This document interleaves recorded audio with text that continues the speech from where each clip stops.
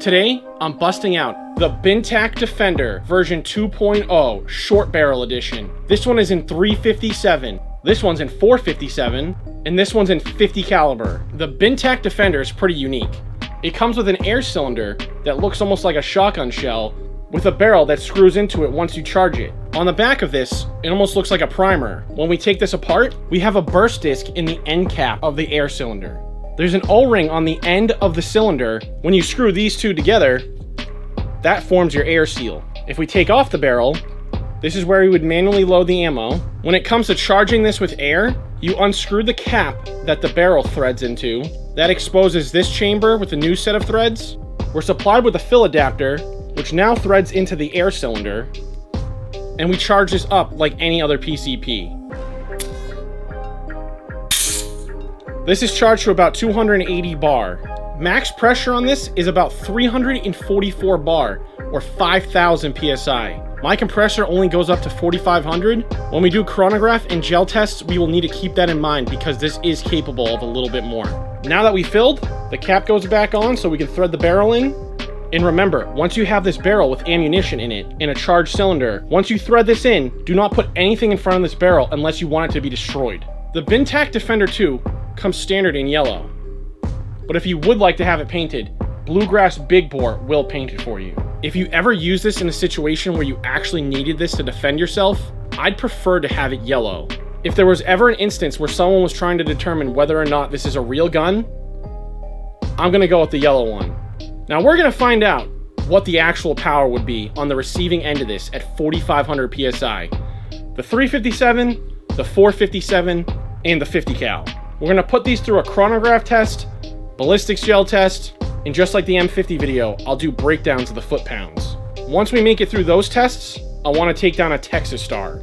In the 357 Defender 2, we're gonna be using Texoma 112 grain 357 slugs, as well as the 125 grain counterpart.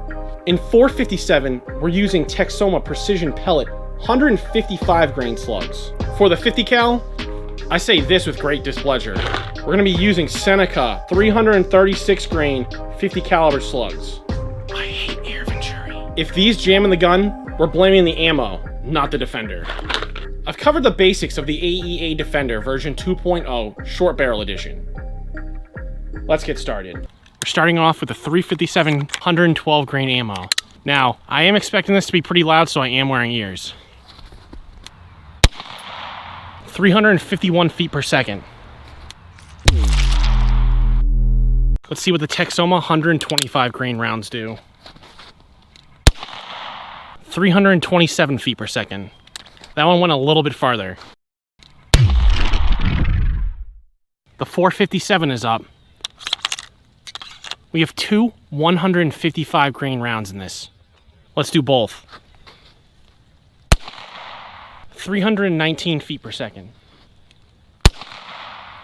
312 feet per second.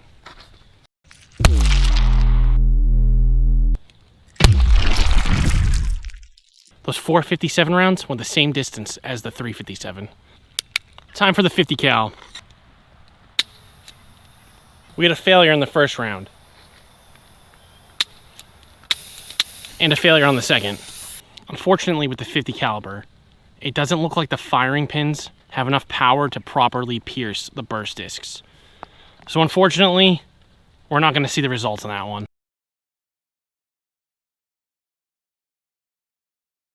It's Texas Star time. We're gonna start off with a 357. We only have 2 shots, and then we'll move on to the 457.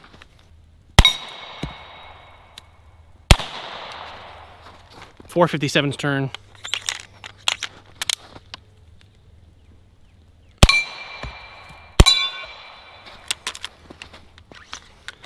Quick swap. Missed the last shot. I got 2 more, just in case I miss. But I didn't. At close range, Defender is going to do its job. Let's go check up real quick on that ballistics gel and just review what happened with it. On second thought, I'm whipping out the M50 real quick. I can't let that Star mock me like that. Let's finish this off, then look at the ballistics gel.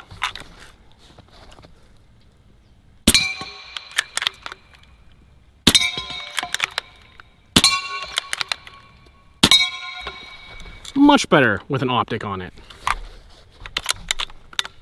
Let's see what this does to the dueling tree real quick.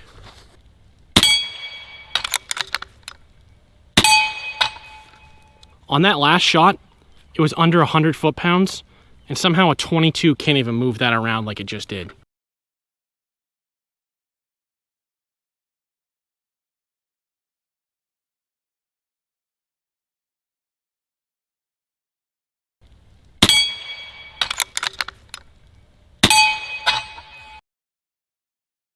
That's pretty significant penetration.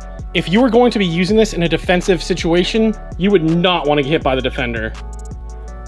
That would definitely not be pretty. Aside from the issue that we had with the firing pin not popping the burst discs, we didn't have any other failures with the defender. You do need to be careful not to put more than one burst disc in at a time. And that is all I have for you today on the Bintac Defender 2. If you are interested in one of these, check out Bluegrass Big Bore.